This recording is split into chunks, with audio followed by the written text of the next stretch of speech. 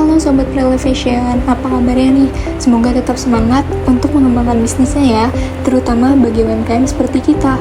Bagi pelaku UMKM, menghadapi krisis bisnis bukanlah hal yang mudah, apalagi dengan keterbatasan sumber daya dan pengalaman.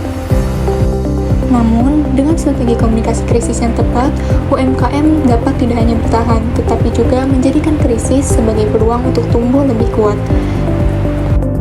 Sebelum memasuki ke strategi komunikasi krisis, kita perlu mengetahui dahulu nih tahapan dalam komunikasi krisis. Yang pertama yaitu prakrisis.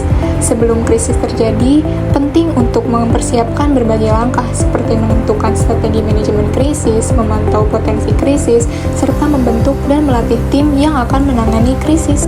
Selanjutnya, saat krisis berlangsung, ketika krisis terjadi, semua pihak yang terlibat dalam manajemen krisis perlu aktif mengumpulkan dan menganalisis informasi untuk pengambilan keputusan. Selain itu, penyusunan dan penyebaran pesan krisis kepada semua pihak yang relevan menjadi langkah penting selama periode ini. Dan tahapan yang terakhir yaitu pasca krisis. Setelah krisis berlalu, tugas manajemen krisis belum selesai.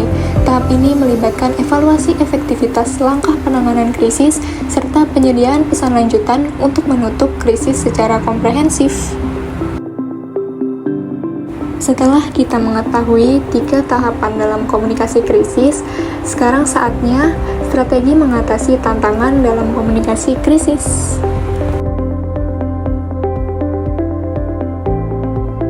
Yang pertama, membentuk tim tanggap krisis yang kompeten.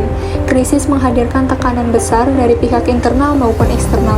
Oleh karena itu, penting untuk memiliki tim khusus yang siap menghadapi situasi ini.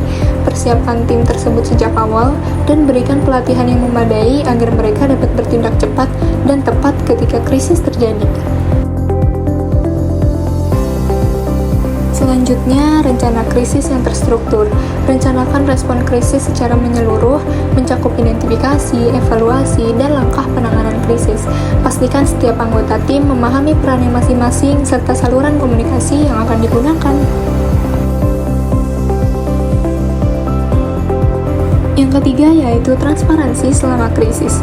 Kumpulkan data secara terbuka dan transparan, kemudian komunikasikan langkah-langkah yang akan diambil kepada tim manajemen krisis untuk menciptakan kejelasan. Yang keempat yaitu respon cepat. Tindakan cepat sangat penting dalam situasi krisis. Hindari menunda komunikasi atau menyembunyikan informasi.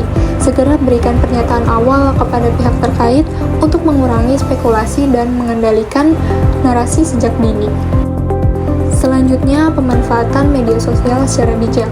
Gunakan media sosial dengan hati-hati selama krisis, monitor berita yang beredar sebelum membuat pernyataan resmi agar tidak memperburuk situasi. Yang keenam, menunjukkan empati. Bersikap jujur dan mengakui kesalahan dapat membantu meredakan ketegangan publik. Persiapkan pernyataan permintaan maaf yang tulus, tetapi pastikan pendekatan ini dilakukan dengan strategi negosiasi yang matang untuk menarik empati publik. Yang ketujuh, mengelola reputasi brand.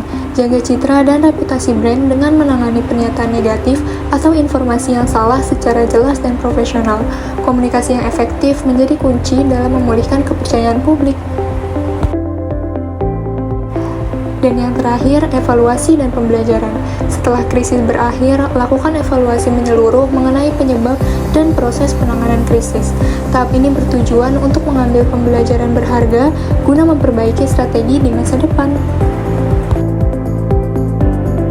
Membangun ketahanan bisnis UMKM dalam menghadapi krisis memang membutuhkan persiapan dan strategi yang tepat. Ingin bisnis Anda lebih siap menghadapi tantangan? Hubungi Prelevation sekarang dan dapatkan diskon tahun baru dengan menghubungi kami melalui email.